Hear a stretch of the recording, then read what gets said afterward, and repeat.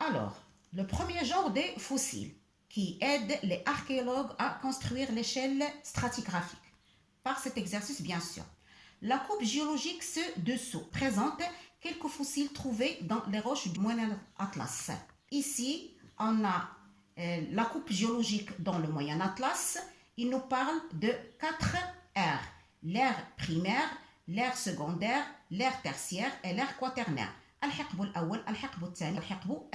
Qu'est-ce qu'on a trouvé? La période de l'existence de l'être vivant. Ici, on a les trilobites. Apparition, dohor, répartition, intishar, disparition, inqirad. Donc, il y a les trilobites, thulatiyat al-fusus, l'ammonitate, les nummulites, al-limmiya, l'hymné, al-halazouna. La première question, déterminer la période pendant laquelle a vécu chaque fossile. Bien sûr, c'est facile. Les trilobites ont vécu pendant la période de l'ère primaire. Les ammonites ont vécu pendant la période de l'ère secondaire. Les nummulites ont vécu pendant la période de l'ère tertiaire. Mais on voit que les limnés, ils ont débuté à l'ère primaire. Ils existent jusqu'à maintenant, c'est-à-dire jusqu'à l'ère quaternaire. 2.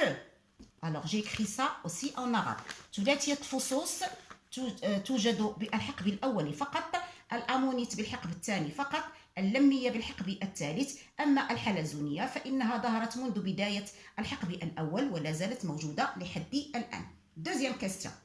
Comparer la période d'existence de la limnée avec celle des trilobites. On vient de le dire. Alors, les trilobites ont vécu seulement pendant l'ère primaire, mais les limnés, ils ont vécu dès l'ère primaire et jusqu'à maintenant. On l'a écrit ici en arabe. Alors, الحلزونة موجودة من الحقب الأول لحد الآن. أما ثلاثية فصوص فإنها توجد فقط كانت موجودة فقط على مستوى الحقب الأول. La troisième question. La première propriété de ce type de fossile. Quelle est la conclusion qu'on a tirée de cette observation et de cette analyse qu'on vient de faire?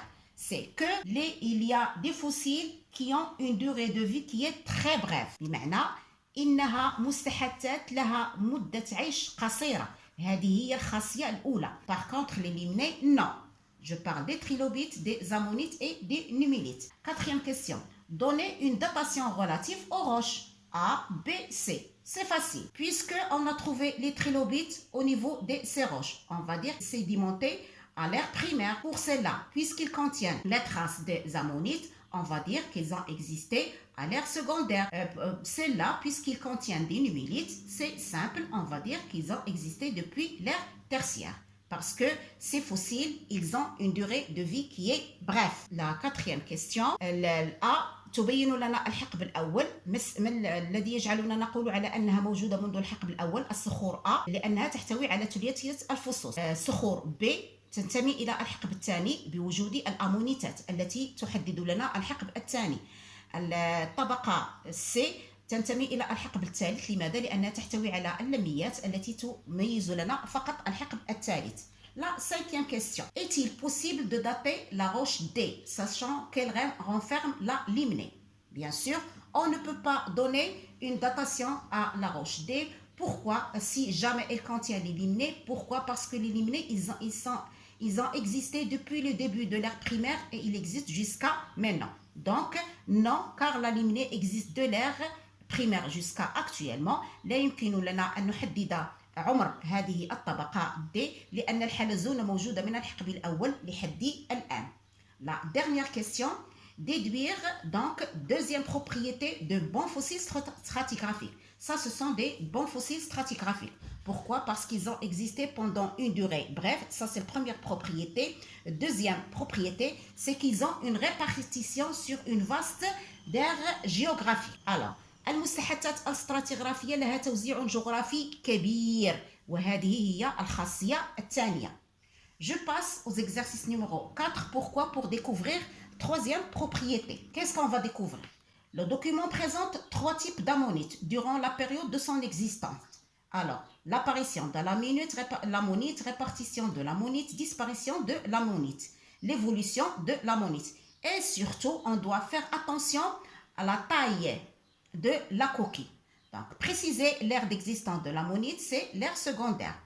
comparer l'évolution de la coquille de l'ammonite dès son apparition jusqu'à sa disparition. Pour la question numéro 2, donc la taille de sa coquille varie de début de l'ère secondaire jusqu'à sa disparition. À sa disparition, sa taille elle est devenue plus petite. يتغير حجم القوقعة الأمونيت من بداية الحقب الثاني إلى أن انقرضت، وعندما انقرضت كان حجمها صغير. وبالتالي, on va passer à la troisième question.